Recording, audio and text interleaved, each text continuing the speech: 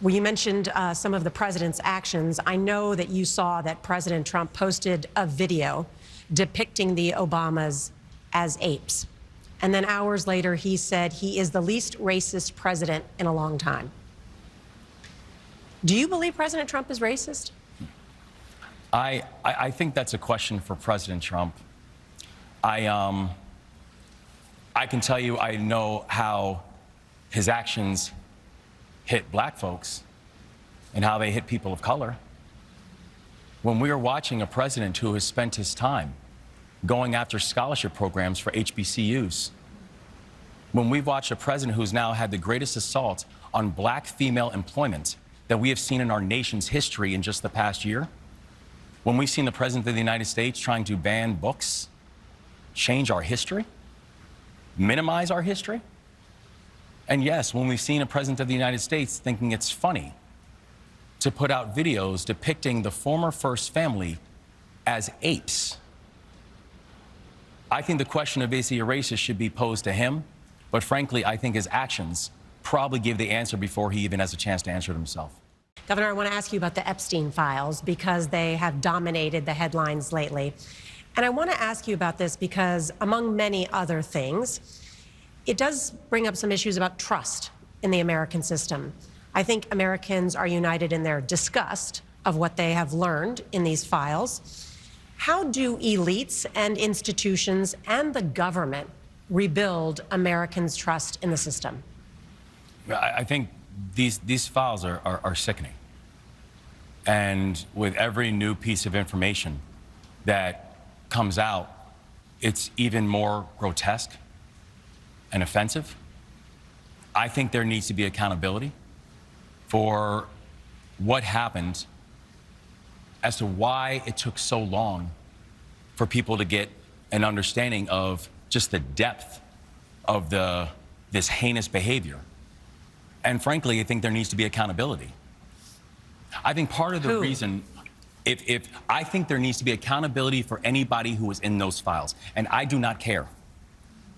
I think if you are found guilty of doing these horrific things to these children, I do not care your background nor political affiliation. Justice has to be served. And justice has to be served for these little girls. The people who their lives have been shattered. And so I think part of the reason, part of the break of trust that people have is they're like, we've known about these things for a long period of time. And how many people have gone to jail for it? How many people have been arrested? A woman, Ghislaine Maxwell. One person. How many people have even been questioned? So I understand the frustration. I have it too.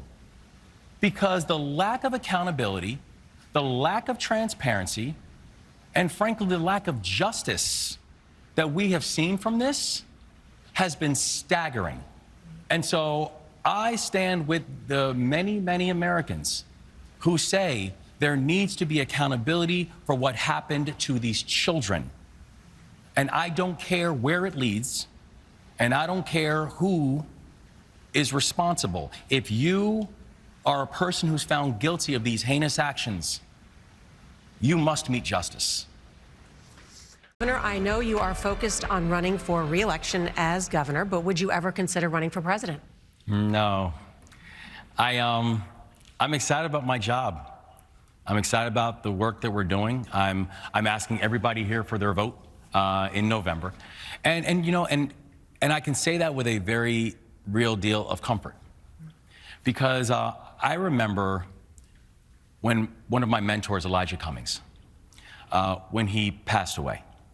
And there are people who were close to Elijah who contacted me and they knew about our relationship and they said, we really think you should consider running for Congress and running for his seat.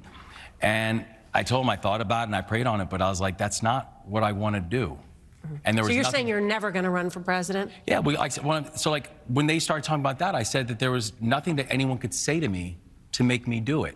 And I remember when I told people that I was going to run for governor, I had people who came and said, you're crazy. You're polling at 1%, you're not going to win, you're going to embarrass yourself. And I said, there's nothing that anyone could tell me to get me not to run. And so I'm not running for president. But you're not saying that you won't ever run. I don't see a reason. I love my job. Okay. And I love what I'm doing. And I think, and listen, Who would you like to run for president? Who would I like to run? I guess the audience likes these questions. They do. They do. You know, I think there's a tremendous amount of talent. And one thing I will say, too, is I don't think it's about who is the leader of the Democratic Party. I think, you know, no one should be focusing on who's going to lead the Democratic Party. They need to focus on who's going to work to heal the country.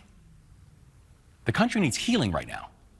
And we need a leader who's going to be future-facing and to be hopeful and actually have results to show. So I appreciate the fact that people are looking at the fact that Maryland has, you know, that we have amongst the fastest drops in crime rates anywhere in this country, that we've gone from 43rd in the country to unemployment to now having an unemployment rate that's consistently below the national average, that we've been able to raise minimum wages, that we've been able to make sure we're getting young people employed and have the first time in the country you have a targeted effort to address the issue of child poverty, and people are paying attention to that.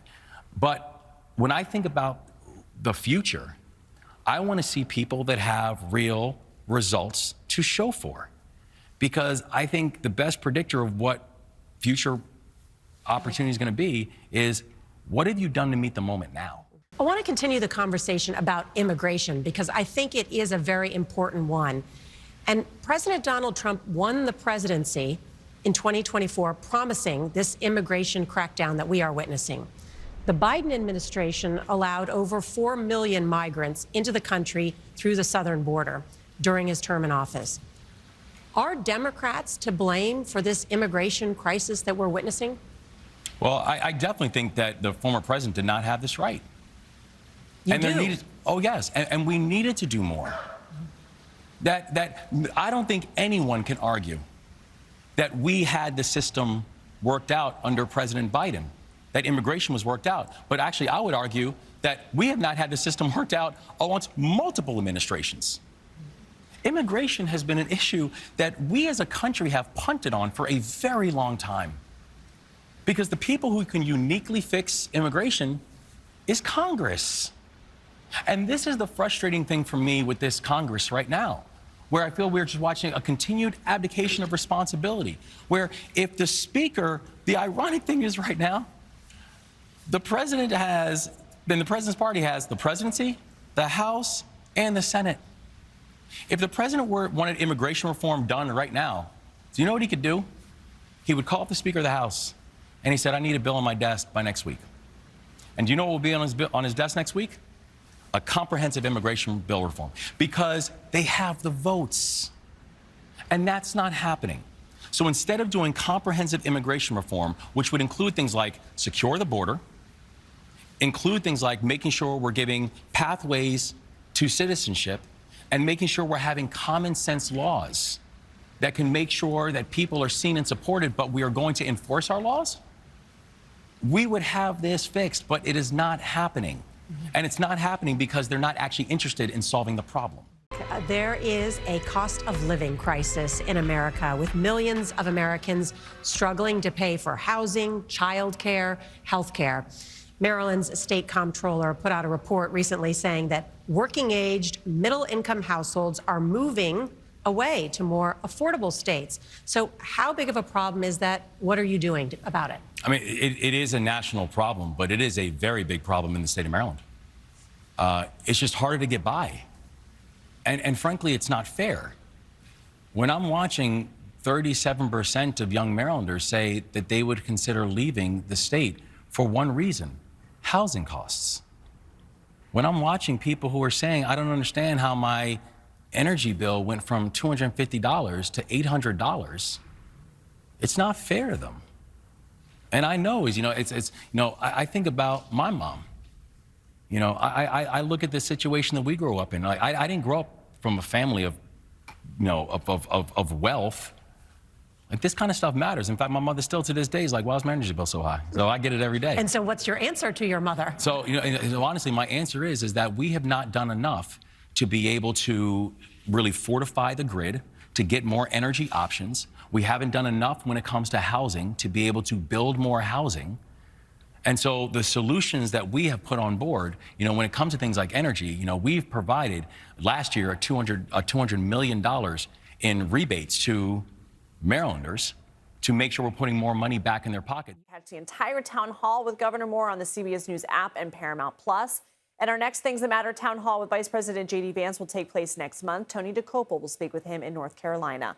It'll air Saturday, March 14th on CBS and stream on Paramount Plus.